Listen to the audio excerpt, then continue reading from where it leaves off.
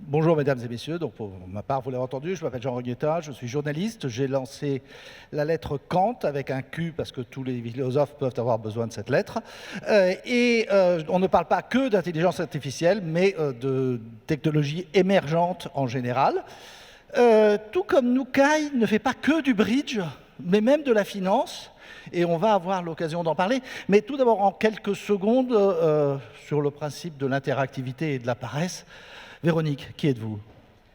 Moi, je suis à la base chercheur en intelligence artificielle, donc j'ai fait une carrière académique à Paris-Saclay. Et depuis mai 2018, nous avons cofondé avec Jean-Baptiste Fantin Nukai. Donc je suis cofondatrice, mais surtout chef de la recherche chez Nukai. Jean-Baptiste. Moi, Jean-Baptiste Fantin, je suis ingénieur. J'ai eu une carrière variée, diraient les optimistes, chaotique, les pessimistes. J'ai commencé dans le conseil, j'ai fait de l'académique aussi, un détour en cabinet ministériel, beaucoup de conseils aux startups. Et puis j'ai rencontré Véronique en 2018 et on a cofondé Nukai, où elle est la tête et moi je mets en œuvre sa vision. Voilà. Et si je vous dis un trèfle pour commencer cette conversation, comment répondez-vous? Un pic, c'est la couleur la plus forte. Donc ça, vu par un ordinateur, ça peut vouloir dire que vous avez du pic, ça dépend peut-être des conventions que nous avons passées, mais en tout cas, ça ne veut pas dire que j'ai du trèfle, n'est-ce pas? Vous êtes sans doute meilleur joueur de bridge que moi, mais le trèfle sert d'appel, et c'est l'une des raisons pour lesquelles, jusqu'à présent, le bridge n'a pas été réductible à ces systèmes relativement fermés où l'intelligence artificielle a fait la preuve qu'elle était meilleure que l'être humain, comme les échecs, bien après le Go, et plus utilement peut-être les calculs sur le repliement des protéines. Alors comment vous avez fait? Donc vous battez le fantôme de March-Arif maintenant au bridge? Comment faites-vous? Alors, la première chose, c'est que c'est pas... Enfin, je suis désolée de vous contredire, mais en fait, la difficulté, elle provient pas de ce système d'enchères dont vous parliez, mais elle provient du fait que le jeu de bridge est complètement différent du poker, y compris du poker, mais surtout du Go et des échecs, puisque c'est un jeu à information incomplète. Ça, c'est la première chose. Ça veut dire qu'on distribue 52 cartes, vous avez 13 cartes, et vous devez, au début de la partie, prendre sans arrêt des décisions dans un univers très incomplet. La deuxième difficulté, c'est que vous avez un partenaire et deux adversaires. Donc vous devez gérer le collaboratif et l'adversarial. Donc en fait, c'est un magnifique jeu multi-agents où on prend des décisions en univers incomplet. Donc on ne peut pas utiliser des méthodes qui vont utiliser une énorme puissance de calcul. On ne peut pas simplement faire du pré-traitement. Le début d'une partie de bridge est toujours nouveau, c'est pas un goban ou un échiquier vide.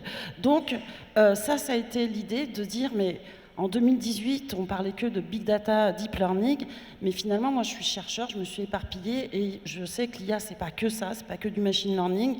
Et comme on était tous les deux bridgeurs, j'ai dit à Jean-Baptiste, bah, finalement, le bridge, on est très très loin d'atteindre un succès là-dessus parce qu'il faut construire une IA hybride.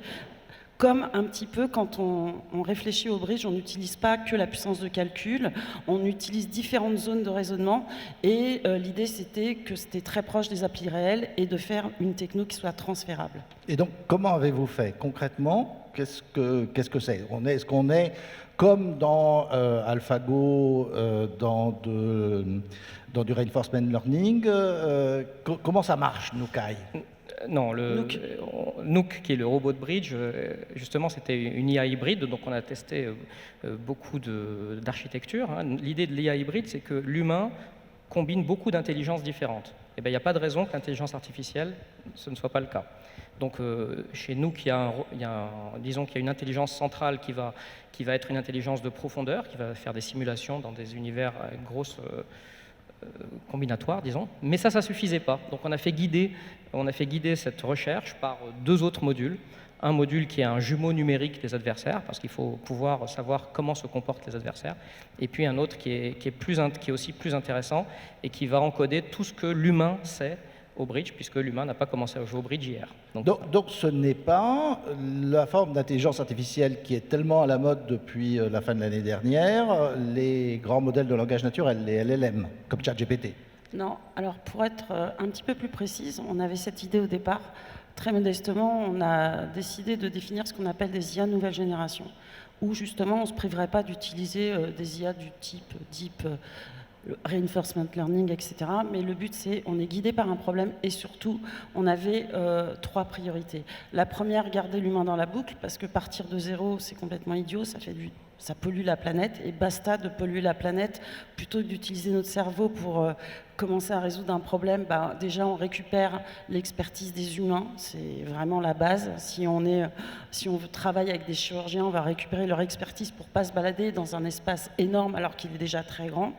La deuxième chose était qu'on voulait pouvoir fournir des explications à l'humain, donc c'était la notion d'IA explicable qui n'était pas du tout un buzzword à l'époque, qui était nécessaire parce que le fait de récupérer l'humain, ça veut dire qu'on peut lui montrer des choses et qu'il nous aide régulièrement à faire en sorte que notre IA s'améliore. Et ça, c'est pas que pour le bridge, c'est pour tous les projets qu'on a en cours. Et enfin, on voulait une IA très très peu énergivore. Et là, les chiffres sont par rapport, évidemment, LLM, on pense tout de suite. On n'a pas de pré-traitement en dehors, comme a dit Jean-Baptiste, de mimiquer les adversaires. Donc déjà, on n'a pas de coût de pré-traitement. C'est vraiment ce qui est extrêmement coûteux. Et je dirais que nos technos tournent sur des petits PC. Voilà. Donc on a dépensé 200 000 fois moins de ressources informatiques, par exemple, que pour le Go, et on a réussi à battre 8 champions du monde, ce qui était une première mondiale. Et donc ces cas d'usage dont vous parliez, à part le bridge, quels sont-ils ? Alors, historiquement, on a eu une activité dans le domaine de la défense parce qu'effectivement, la collaboration avec l'humain, la nécessité d'expliquer pour des raisons de responsabilité, faisait de nous un partenariat naturel. Donc on a eu cette activité qui, en plus les événements récents font qu'il y a beaucoup de contrats qui arrivent. Donc on a ce qui a été décrit, le contrat avec Thales, qui est de la fusion de données hétérogènes, et c'est très important dans le cadre du renseignement, mais ça peut être appliqué, on en parlera peut-être tout à l'heure, dans le cadre de la finance aussi également. Ça, c'est la partie militaire. Bien sûr, aujourd'hui, on a surtout énormément de développement dans la partie transport logistique. Et là, on a signé des contrats avec des compagnies aériennes où aujourd'hui, plusieurs compagnies on opère leur rotation et toutes leurs opérations de planification en fait. Madame, je vous en prie. Non. Donc c'est des problématiques d'optimisation ? Oui.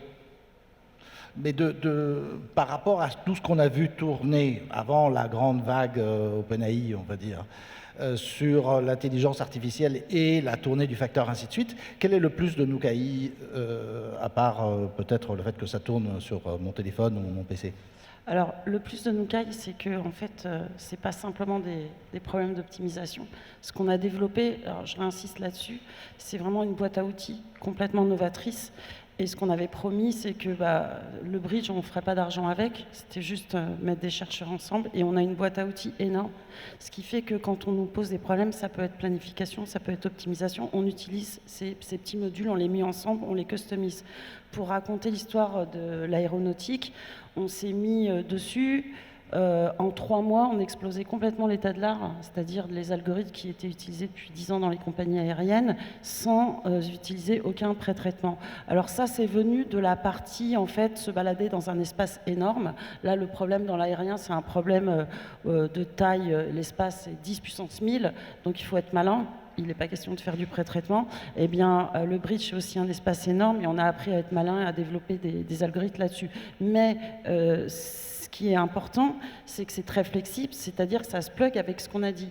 Garder l'humain dans la boucle, donc ça peut être de l'optimisation multicritère. En fait, nos IA, elles sont au service des entreprises. C'est l'humain qui décide. Il veut optimiser le fait qu'il y ait le moins de vols annulés, il veut optimiser des histoires de décarbonation, il veut optimiser le plaisir des passagers ou des équipages, c'est lui qui décide. On a vraiment des interfaces très flexibles. Alors on sait aussi faire de la planification, parce qu'au bridge, il faut faire de la planification. On sait faire tout ce qui est gestion d'équipe. Donc la logistique, ça peut être du multi-agent, et là, les agents, ça peut être décider est-ce que c'est avion, camion, etc.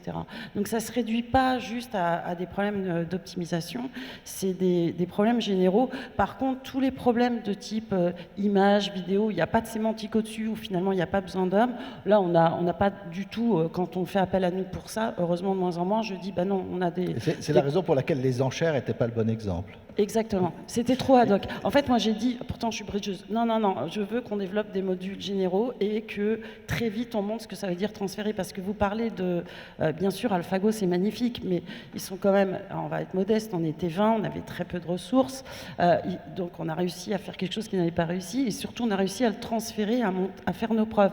DeepMind, jusque-là, OK, il y a le repliement de protéines ou des petits jeux, mais ils ont vraiment très, très peu transféré. Je suis un membre de France FinTech. Je suis, je ne sais pas moi, un client des membres de France FinTech. Je suis banquier, je suis assureur, je fais de la finance de marché. Ça me sert à quoi, Nukai? Alors aujourd'hui, comme j'ai dit, on est 22. Restons simples, n'est-ce pas? Oui, oui, oui. Donc on est 22, donc on s'est concentré sur 2 verticales sur lesquelles on se développe très vite, et effectivement, tout ce qui est finance et santé, qui sont des champs passionnants pour nous, on n'a pas eu le temps, tout simplement, et ni la puissance de Oui, mais se quelque chose me dit concentrer que si vous êtes là, c'est pas juste pour parler de bridge. Alors voilà, effectivement, on prévoit, et on a même commencé à prototyper des choses, donc c'est pas complètement neutre, effectivement. Ce qui nous a intéressé, c'est d'abord effectivement de customiser de notre outil de fusion hétérogène, parce que dans finance, finalement, on prend énormément de décisions comme ça qui sont basées sur des tas de données qui arrivent de partout, être capable de se balader à différents niveaux d'abstraction, de faire des déductions, d'avoir des alertes et de pouvoir prendre des décisions beaucoup mieux informées et surtout beaucoup plus rapides. Donc ça, c'est quelque chose qu'on a développé et puis surtout qu'on a couplé ça avec une modélisation maison, j'ai envie de dire, et qui aujourd'hui donne de très bons résultats. Alors sur des actifs très simples, qui sont le cacao, alors le fuel, c'est un peu plus compliqué, mais là, on travaille dessus et pour le moment, on est assez fiers. Donc ça c'est un premier cas d'usage qui est déjà prototypé.